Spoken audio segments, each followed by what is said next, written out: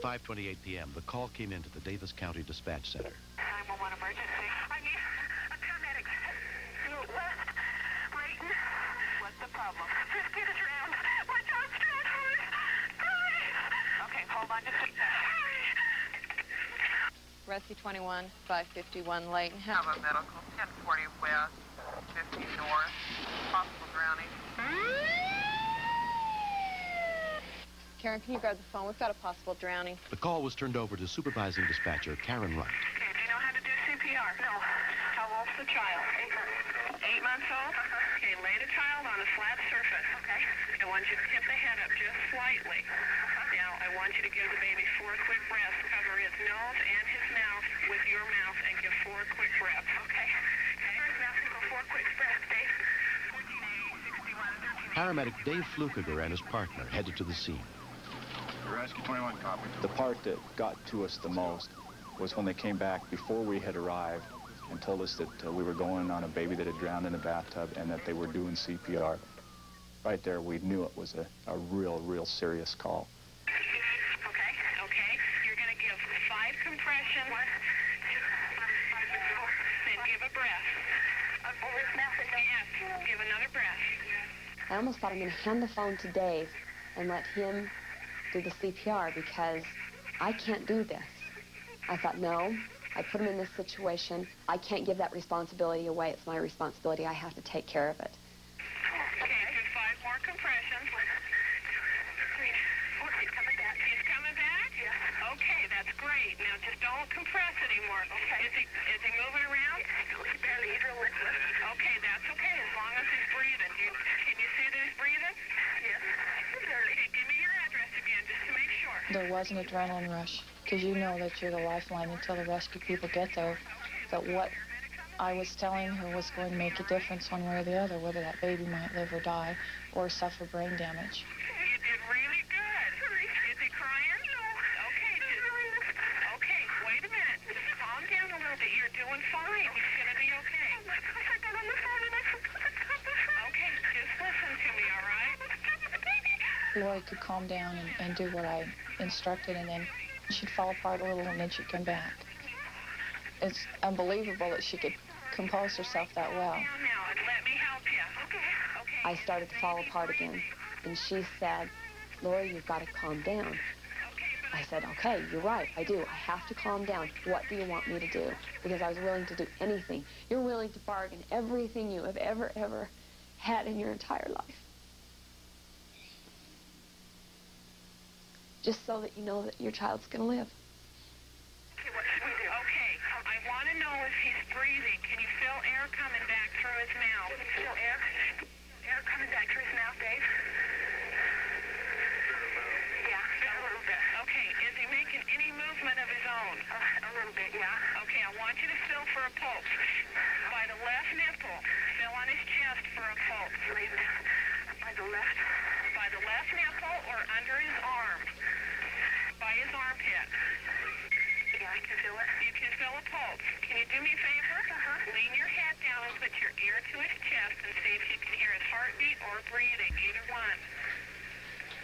I think his heart's beating really fast. It's beating real fast? Okay, can you... I knew that he still wasn't out of the woods, but I knew that what we had done had brought him around to a point where he was alive. He was breathing on his own. Okay, what's your last name, Lori? What's your phone number? 261. They're there, okay? You're gonna be fine. When I finally heard the paramedics arrive, I hung up the phone and I myself started to cry because I realized we did good. We brought him back. Within 5 minutes, the Davis County rescue team arrived on the scene. Tell us what happened. The feeling I got is she had seen her baby was dead.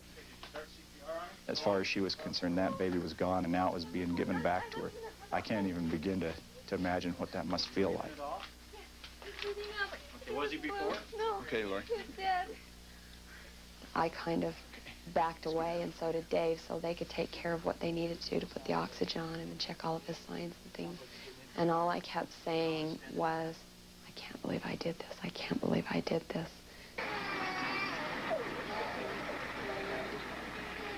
This isn't an unusual call at all. I'm sure that Just about every paramedic unit in the country has been on this type of a call. It's just a matter of a few seconds. The phone rings, the baby's sitting up, and you say, I'm just going to grab the phone, and you think everything's okay, and you come back and find out it's not. It's hard for me to be judgmental and say anybody did anything wrong because it's so simple to see how it could happen.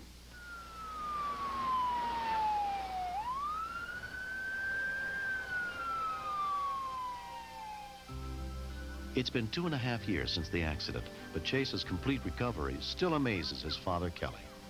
The only thing I really can comprehend is just how miraculous it is that my baby's not brain damaged or brain dead. Can you see the river down there? Can you hear it? It's very important that we realize that if we didn't have 911, we don't know what would have happened to Chase.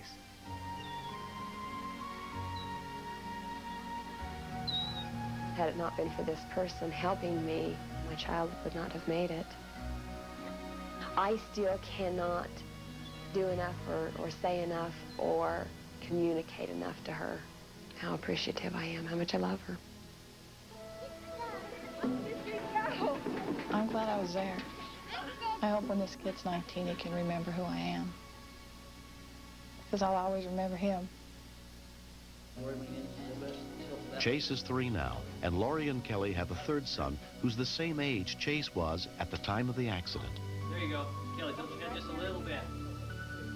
If we can help other families out that may have left children in the tub before or left certain pesticides or chemicals or things in the way of children, if we can help them out and realize that these children are fragile, that we really have to watch our step, otherwise we'll lose them, it'll be worth it. Smile one more time. Over 2 years later, I still feel indescribable guilt. And I am more conscientious of things that could maybe hurt the children. I don't forget about the bathtub. I never forget about the bathtub. Maybe I shouldn't ever completely get rid of the guilt. Maybe it's maybe that's the thing that reminds me to keep a balance in my life. Hey, sir.